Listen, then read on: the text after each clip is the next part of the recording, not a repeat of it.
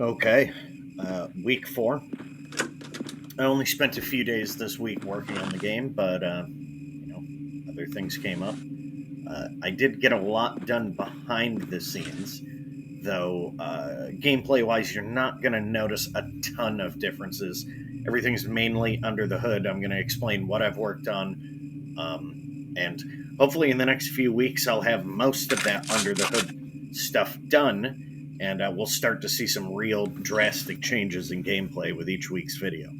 So, one of the first things, and I'm going to show what I forgot to show last week, is sleeping and dealing out rations. And I trained, so now I have an extra inventory slot because I trained in backpacking. Sending her out to scavenge for ammo.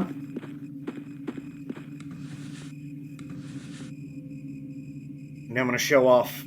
I've cranked it all the way up so I could actually show it in the video. Most weapons have a 5 to 10% bleed chance for bladed weapons, or stun chance for blunt weapons. I finally introduced blunt weapons, which I'll show. But here we can see the zombies now bleeding, so it will be dealt damage over time. Now I'm going to show off some of the blunt weapons. Oh, and pay no attention to that. I deleted the road. That is something left over from my level editor that I didn't shut off. So blunt weapons have a chance to stun, so the zombie won't act for a few turns, giving you a chance to get away or land an extra attack. Again, their chance to stun is quite low. I just have it cranked up for the video. So this is the majority of what I spent my time on this week. Zombies have had a bug since the very beginning of working on this game where they didn't use doors reliably.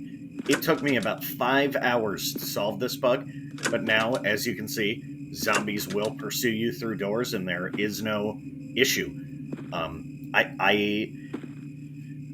I don't really want to get into the long, complicated, boring reason why they weren't consistently going through doors, but essentially it took a while because sometimes they would use the doors and other times they wouldn't. So it took some extensive testing to narrow down exactly why. I also fixed all of the player bugs. No more getting stuck halfway between spaces. As you can see in the top left corner under the health bar, you'll see a little clock tick. That shows that it's the zombie's turn. And while the zombie is taking their turn, player inputs are locked.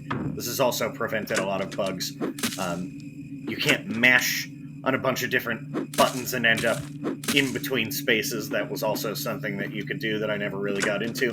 All of that is solved. There are very few bugs left in the game. I also solved a major inventory bug. So now when you pick up items, they will go to the proper stack rather than searching for an empty space first. So that was a big bug. I also had, let's say you had 2 food and you picked up a stack of 3 food that you dropped earlier. It would put that first food into your 2 food stack, and then the other remaining food would be deleted. That took a while, but I solved that as well. So all of the major bugs in the game are now pretty much gone. The other major thing that I worked on this week, which you can't really see, it's under the hood right now, but I started the trinket system. I plan to have about 30 trinkets that you can randomly find. They'll all be rare finds. But I have about 15 of them working right now. I just haven't implemented the system. Actually, you just saw an example right there. The zombie finger is a trinket that will allow you to sometimes, on occasion, loot zombie corpses. So that was one of the trinkets in effect. I have a few others in effect. One, I don't know if it pops off during the video, but one gives you a small chance for experience points when looting. I have another active currently that has a small chance of giving increased experience points when killing zombies. So trinkets are going to do stuff like that. Hopefully, I actually wasn't paying attention when I recorded the video. Sometimes when you kill a zombie, there's a chance you can restore stamina. So that's another trinket. Anyway, you're going to be able to have 3 trinkets equipped during a run. And I'm testing all of them out, getting them all implemented before I actually introduce the ability to loot them in the game world or receive them as quest rewards. But half of them are in and working. Actually, they were quite fun to implement. There you go. I just gained stamina from killing a zombie.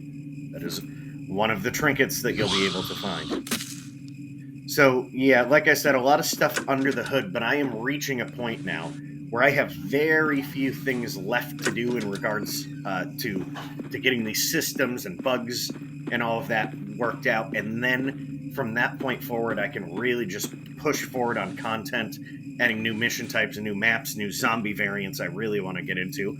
But I had to solve a lot of those zombie bugs before I started introducing zombie variants. There's one last thing I want to do with the zombies before I start introducing new variants. Oh, and I also introduced the dodge chance. You might have noticed a few times during this video that when a zombie attacks, they do not hit you. So there is a dodge chance now.